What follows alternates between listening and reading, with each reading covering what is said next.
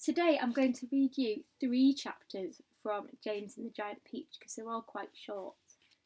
So, in the last 2 chapters, the centipede got covered in purple paint. Can you remember? A bit like, in fact, the whole of I'm all in purple today, so I feel a bit like the centipede. But it washed away, didn't it, with the rain? And he sang a lovely song at the end of the chapter. So, chapter 31. How fast we are all going, all of a sudden, the ladybird said. I wonder why. I don't think the seagulls like this place any better than we do, James answered. I imagine they want to get out of it as soon as they can. They've got a bad fright in that storm we've just been through. Faster and faster flew the seagulls, skimming across the sky at a tremendous pace, with the peach trailing out behind them. Cloud after cloud went on either side, all of them ghostly white in the moonlight, and several more times during the night the travellers caught glimpses of cloudmen moving around on the tops of these clouds, working their sinister magic upon the world below. Once they passed a snow machine in operation, with the cloudmen turning the handle and a blizzard of snowflakes blowing out of the great funnel above. They saw the huge drums that were used for making thunder, and the cloudmen beating them furiously with long hammers.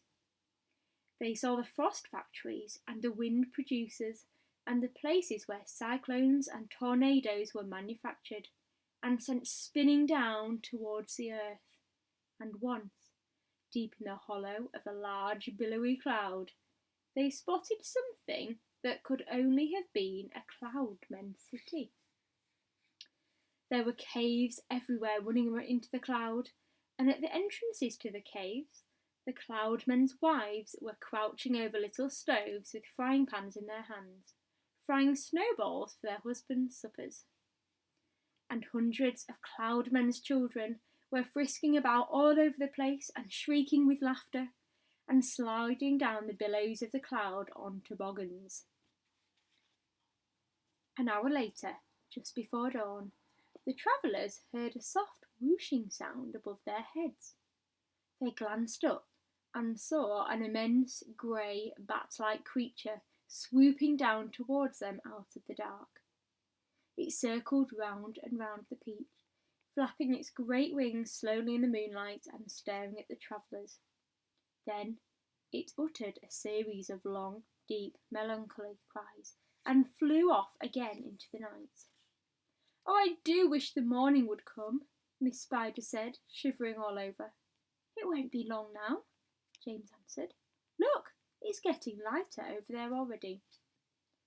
They all sat in silence, watching the sun as it came up slowly over the rim of the horizon for a new day. And that's the end of chapter 31. So, chapter 32 is only a page and a half long. Chapter 32. And when full daylight came at last, they all got to their feet and stretched their poor cramped bodies, and then the centipede, who always seemed to see things first, shouted, Look, there's land below. He's right, they cried, running to the edge of the peach and peering over. Hooray, hooray! It looks like streets and houses. But how enormous it all is! A vast city, glistening in the early morning sunshine, lay spread out 3,000 feet below them. At that height, the cars were like little beetles crawling along the streets, and people walking on the pavements looked no longer than tiny grains of soot. But what tremendous tall buildings! Exclaimed the ladybird. I've never seen anything like them before in England. Which town do you think this is?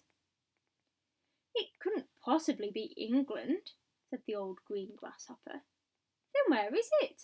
Asked Miss Spider. You know what those buildings are, shouted James, jumping up and down with excitement. Those are skyscrapers. This must be America. And that, my friends, means that we have crossed the Atlantic Ocean overnight. You don't mean it, they cried. It's not possible. It's incredible. It's unbelievable. I've always dreamed of going to America, cried the centipede. I had a friend once who... Be quiet, said the earthworm. Who cares about your friend? The thing we've got to think about now is how on earth are we going to get down to Earth? Ask James, said the ladybird. I don't think that should be so very difficult, James told them. All we'll have to do is to cut loose a few seagulls. Not too many, mind you, but just enough so that others can't quite keep us up in the air. Then down we shall go, slowly and gently, until we reach the ground. Centipede will bite through the strings for us one at a time. That's the end of chapter 32. So, chapter 33. Far below them, in the city of New York, something like pandemonium was breaking out. A great round ball as big as a house had been sighted hovering high up in the air over the very centre of Manhattan.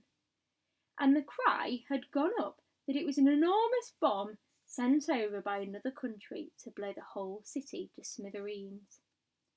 Air raid sirens began wailing in every section. All radio and television programmes were interrupted with announcements that the population must go down into their cellars immediately. 1 million people walking in the streets on their way to work looked up into the sky and saw the monster hovering above them and started running for the nearest subway entrance to take cover. Can you see the peach?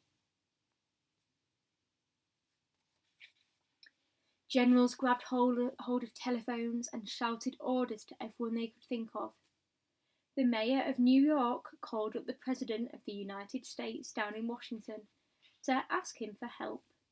And the President, who at that moment was having breakfast in his pyjamas, quickly pushed away his half-finished plate of sugar crisps and started pressing buttons right and left to summon his admirals and his generals. And all the way across the vast stretch of America, in all the 50 states, from Alaska to Florida, from Pennsylvania to Hawaii, the alarm was sounded and the word went out that the biggest bomb in the history of the world was hovering over New York City, and at any moment it might go off. That's the end of chapter 33. So we've only got a few chapters left till we finish the book. So we'll find out what happens tomorrow. See you later.